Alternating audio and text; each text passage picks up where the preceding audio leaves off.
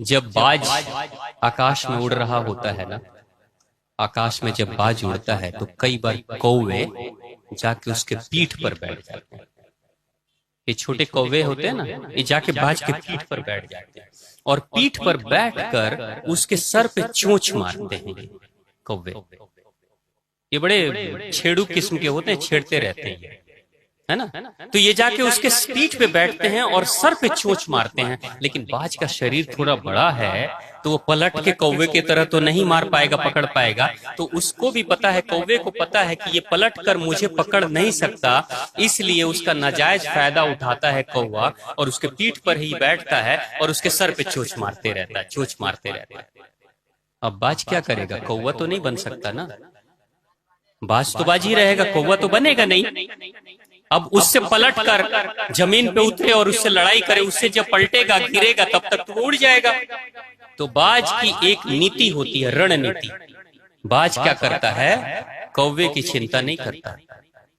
बाज उड़ते रहता है, ठोकर खाते रहता है, सर पर चोट लग रही है, ठोकर खा रहा है, उड़ रहा है, अपनी उड़ान और ऊंची करता है और ऊपर उड़ता है और ऊपर उड़ता है।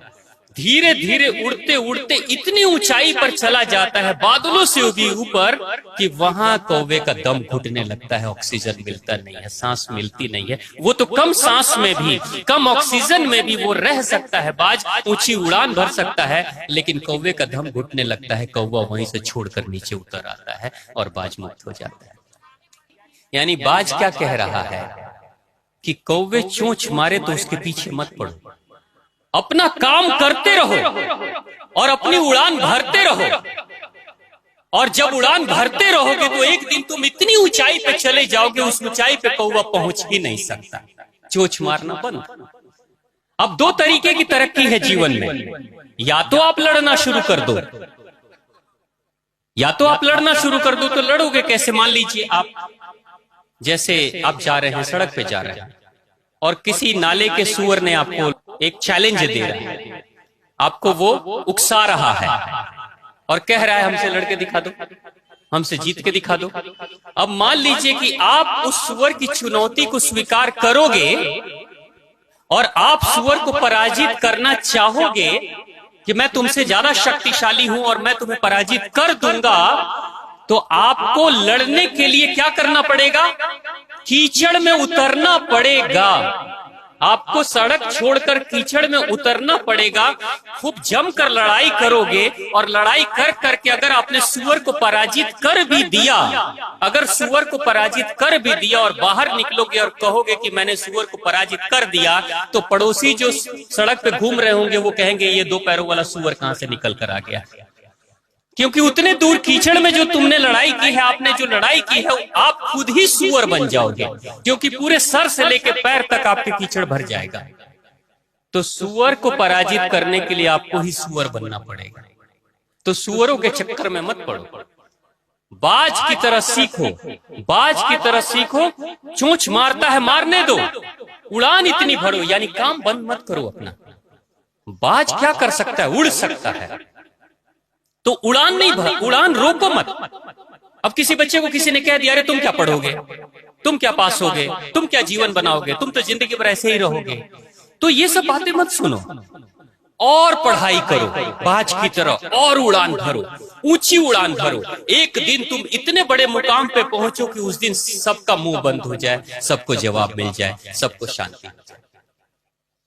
अब हाथी रोड पे चलता है तो कुत्ते तो भौंकते हैं। अब हाथी छोड़ कर जाए वो सड़क के किनारे, कुत्तों के पीछे दौड़े नहीं, अपने मस्त चाल में चलते रहता है। लेकिन कभी कभी इंसान ऐसी मूर्खता कर देता है। एक बार विचित्र घटना घटी। एक बार क्या हुआ, एक ट्रेन चल रही थी जिसमें बहुत सारी सवारियां थी, सैकड़ों लोग थे, ड्राइवर ट्रेन चला रहा था। तो कुछ देर के बाद वो ट्रेन पटरी छोड़कर झाड़ियों में घुस गई। वो ट्रेन पटरी छोड़कर झाड़ियों में घुस गई और सारे ट्रेन के डब्बे उलट गए, बहुत लोग जख्मी हो गए, लेकिन लोग बच गए थे। ड्राइवर को उसके अधिकारी ने पूछा, अरे ये तुम क्या कर रहे थे, ये तुमने कैसे पटरी से गाड़ी उतार दी, गाड़ी पलट गई, कितने लोगों का एक्सीडेंट हुआ, ट्रेन का नुकसान हुआ, ट्रेन टूट गई, ये तुम कर क्या रहे थे? तो वो ड्राइवर कह रहा था, मैं तो ठीक ही चला रहा था, मैं तो ठीक से ही चला रहा था, लेकिन मैं देखा कि मेरे ट्रैक पे यानी कि रेलवे लाइन के ऊपर एक आदमी ऐसे हाथ करके खड़ा था। एक आदमी ऐसे हाथ करके खड़ा था। मैं उसको हॉर्न दबा रहा हूं, बार बार कह रहा हूं हटो हटो हटो, यहां से हटो, मुझे जाने दो, नहीं तो तुम मर जाओगे। मैं उसको बार बार बोल रहा था, लेकिन वो हट ही नहीं रहा था।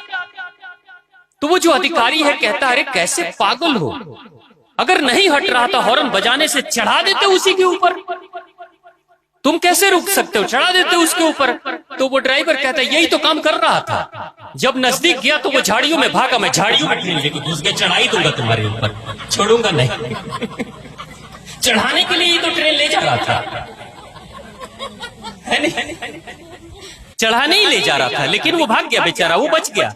तो बोला उसका क्या हुआ, वो तो बच के भाग गया, और तुम्हारे ट्रेन पलट गई, मैं जख्मी हो गया, लोग जख्मी हो गए। तो देखो जीवन में लोग जो है ना, हर कोई उस बाज की तरह नहीं होते। कुछ लोग सुअर जैसे भी हो जाते हैं, कुछ लोग हाथी बनकर भी कुत्तों के पीछे दौड़ने लगते हैं, अब कुछ लोग वैसे ही लोग होते हैं जो ट्रेन चला रहे हैं और ट्रेन को झाड़ी में लेके जा रहे हैं उसको बदला लेने के लिए। तुमने कैसे हाथ ऐसे फैला के तुम मेरे सामने खड़े हो गए, अब तुम्हारे ऊपर ही चढ़ा देंगे, भले चढ़ाने के चक्कर में अपना ही नुकसान कर लेंगे, है ना। तो माँ आद्य शक्ति देवी भागवत महापुराण के माध्यम से यही कहती है कि जीवन, जन्म तो प्रत्येक माता पिता एक बच्चे को दे देते हैं, प्रत्येक माता पिता एक जन्म को दे देते हैं, लेकिन जीवन का जो सच्चा ज्ञान जब प्राप्त होता है उस दिन जिंदगी की सच्ची शुरुआत होती है। तो जीवन में ज्ञान अर्जित करना जरूरी है, किस रास्ते से चलना है, कैसे चलना है, कैसे जीना है, तब जीवन का सच्चा कल्याण होगा। इसलिए देवी भागवत महापुराण अपने आप में ज्ञान गंगा है, इसको कहते हैं ज्ञान यज्ञ। ज्ञान यज्ञ में इसकी छोटी छोटी जो कथाएं हैं, छोटे छोटे जो हीरे मोती हैं, उन मोतियों को जब आप संजोगे, आप जब उनको अपने जीवन में माला बनाकर पहनोगे, तो आपकी जिंदगी में आपको लगेगा जिंदगी ज्यादा सुलझती चली जा रही है, जिंदगी ज्यादा आसान हो गई है, और बड़ी से बड़ी समस्याओं का भी समाधान आप बहुत आसानी से निकाल लोगे। तो प्रेम से बोलिए देवी भागवत महापुराण की, माँ आद्य भगवती की, भगवान शिव शंभू की।